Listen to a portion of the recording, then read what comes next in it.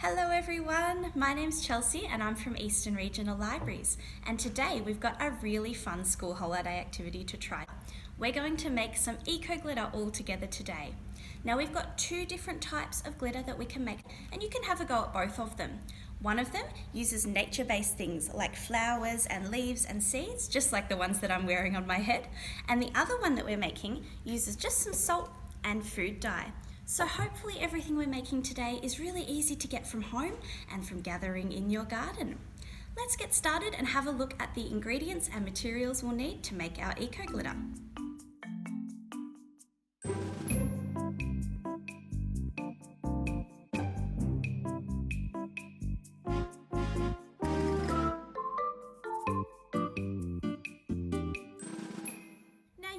Wondering, why on earth is Chelsea talking about something called eco glitter, and how is that different to just regular glitter? Well, regular glitter is made out of plastic, which is what makes it so shiny and fun to use in crafts. I love using it in crafts too.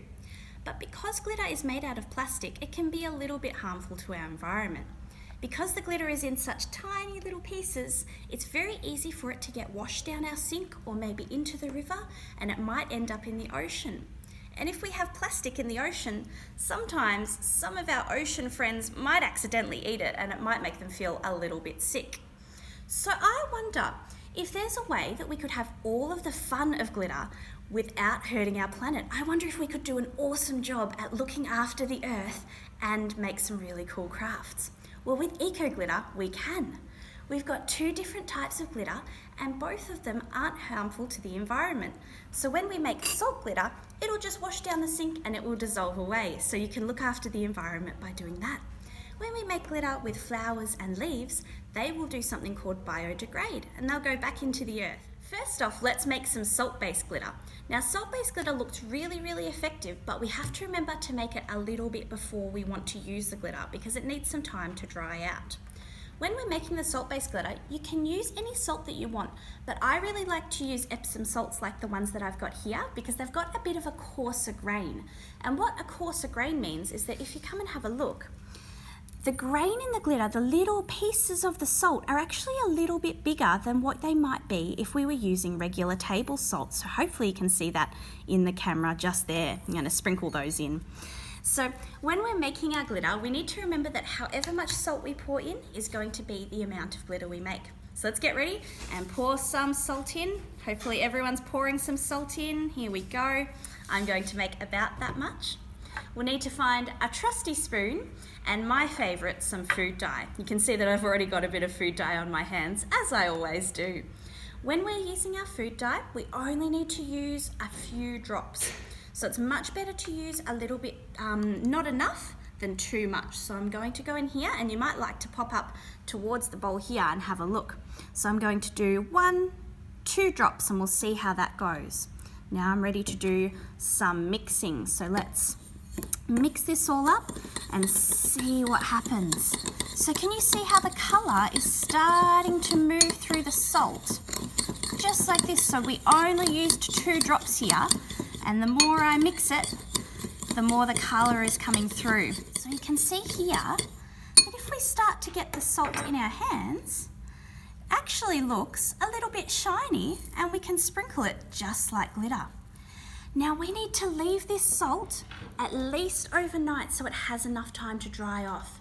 Because if we use it straight away, some of the food dye might still be a bit wet and it might get all over everything. Alright, I'm just doing a close-up of the glitter now so you can see how it's really shiny just like this. You also have the option of getting your salt and putting it out onto a baking tray, and you can bake it in the oven at 180 degrees for about 10 minutes, and that'll help lock the colour in. It's definitely not essential, you don't have to do it, it's just an extra option. Instead of salt, you could also use sugar. So if you wanted to have some edible eco glitter, you could use sugar.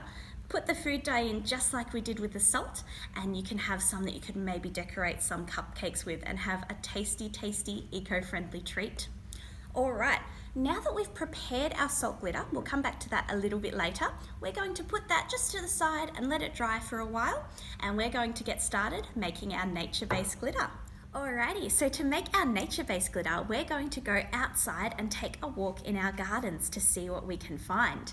You'll need to take a basket that's pretty big so that you can keep everything that you collect nice and safe.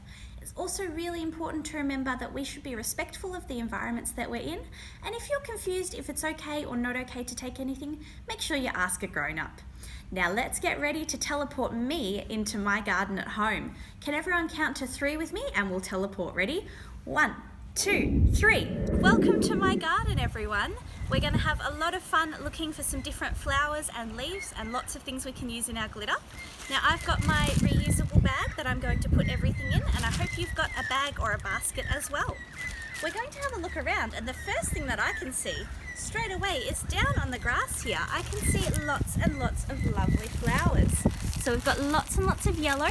I'm going to get some of those and we can use those for our glitter. I've got a beautiful flower over here that I might use. So we could use all of this part here for our glitter and cut up the pale pink. So let's take just one of those flowers. We only need one, and we'll pop that in our bag as well. And I can see some more leaves that have really cool colours over here. So I've got some really interesting colour leaves. That will look beautiful, cut up tiny into our glitter. So we'll love to have some more yellow and beautiful colours into our glitter. And I can actually see a bee over here as well. Can you see the bee?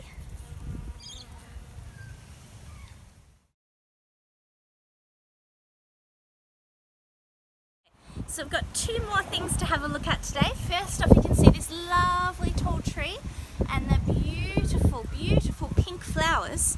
And if you have a look here, you can see all of the pink flowers that have fallen onto the ground.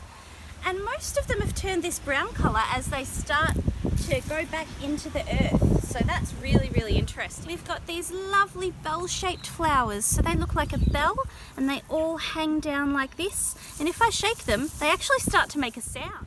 So you can see in your garden if you can find any plants that actually make a bit of a sound when you shake them. And with that, I think I'm just about ready to head back inside to the library and start cutting some of these flowers up so that we can make our glitter together. Alright, are you all ready to go back to the library with me? Ready? We need to count to 3, remember? Ready? 1, 2, 3. And we're back inside. What magic. So, I hope that you've all had a little bit of fun and gone out into your gardens and gathered up some flowers, maybe some leaves, maybe some seeds, and probably some other little interesting things as well. As you can see here, I've got my lovely collection and it's all ready to start to chop it up and to make some eco glitter. It's a really good idea to choose a really big variety of colours, so we want it to be nice and bright and colourful, and you want to chop it into as tiny little pieces as you can. It's okay if you get some big pieces in there, it's always nice to have some texture, but we want to try and chop them into tiny little pieces. So I'm going to fold this flower up and I'm going to start cutting. So you can see here, I'm just chopping it into tiny, tiny little pieces. Now this takes a little bit of time, but it looks really effective once we get our glitter. So we want to chop it straight into a bowl like this, and you can see how I'm doing just a little bit at a time, and I'm going to pick up a different coloured flower next. I wonder if you can guess what colour flower I'm going to choose next. I'm thinking which one I'm going to go for. Have you got a guess what colour I'm going to go for? I'm going to do a yellow flower next. I wonder what kind of flowers you've got in your collection. I wonder if you've got any cool coloured leaves in your collection. So you can see here, I'm just chopping all the different parts of the flower up nice and small, just like this. And I'm going to get a leaf next because I think they look really cool too. Here we go, here is a leaf. Have a look at that one. Isn't that a really cool colour? I think that's beautiful. Almost looks like an autumn colour. And I'm going to fold it, and folding it like that helps me make it into smaller pieces when I'm chopping it. So you could try and do that when you're chopping your leaves up too. Now, we've got lots of red and oranges in our glitter mix already. I think we need, maybe, what do you think? Maybe some green. I think we might need to put some green in there next. Let's see, do I have any bright green? Oh, I have some lovely, lovely piece of flowers and leaves over here that's very bright green. So I'm gonna chop it all up. Oh, and this one's a very pungent smell. This one's, you'll notice when you're cutting your flowers up, some of them will smell a lot stronger once you start to cut them. So this one has a very, very fragrant smell going on. Okay, and we're just finishing cutting up this one here. So we've got nice bright green in our glitter as well. And now I'm going to get some of this beautiful blossom. So we're very lucky that we're doing this in the springtime, because even if I shake it a little bit, you can see if I do this, all of the petals will just fall off. Now, most of them aren't going in the bowl, so I should be a little careful with that. But it is really cool. If you've got any blossoms at home like this, it is really, really fun to put them into your glitter as well, because they're almost just like glitter already. So they're very, very fun. I love blossoms like that. And they're mostly a springtime plant as well. So I'm going to keep cutting some more glitter up, and you can keep going as well. And we'll return when we've got lots and lots of glitter. We'll have a bowl full ready. Okay, and after lots and lots of cutting, you can see we've got a bowl full of eco-friendly glitter here, which is really, really pretty, and you can sprinkle it onto anything. So I think it looks really, really effective. Now what we'll need to do is clear off our space. It's okay if there's a little bit of flowers in there. Grab a blank piece of paper, and we're going to do a drawing that we can stick some glitter onto. So I'm going to put my piece of paper down here, get some markers, textures, pencils, anything that you like to draw with, and we're going to draw a drawing to make some art with the glitter. Okay, I've got my piece of paper here and I'm ready to do a drawing. I'm going to try and draw a llama today because they're one of my favourite animals, and because they're so woolly, I think it'd look really cool to have the glitter where the wool is. You can draw anything that you'd like. You could draw a tree, you could draw some animals, you could draw a house, maybe you could draw a person and use glitter for their hair. But let's see how I go drawing a llama. Now, can I do a llama from memory? Do I remember what they look like? I'm going to try and draw a face and a little eye and a smile because it's a happy one. And he's going to have an ear like this, and we're going to have lots and lots of fluffy wool because they have a long neck, don't they? And then wool like this, and then our body. Now I have not left room for the legs, so we're going to have a bit of a stumpy llama today, and that's all right. He's just a bit short. He's allowed to be a bit short. I'm a bit short too. I can't remember if llamas have tails, so I'm going to add a little fluffy tail in case they do. I don't know. And you can do a drawing at home and decide where you would like to have your llama. Oh, where you'd like to have your glitter, sorry, not your llama. And maybe a nose. I might put a flower on there as well. And hopefully you're having some fun at home doing a drawing too. So here is my drawing. What I'm going to do is fabulous, isn't it? I'm going to put some glitter where all the wool would be. That's where I would like it. So what I'm going to do is I'm going to get my fresh glue stick, and I'm going to put glue all where the wool is. Now you can use a glue stick at home, or if you've got some PVA, it's a really good option to use PVA. So if you can get some PVA and put it on a brush and paint it on where you would like your glitter to go, that's a really, really good thing to do as well. But you can see, just like I'm doing here, there's nothing wrong with using a glue stick. So I've got a good coating of glue on there, and now we've got the fun part.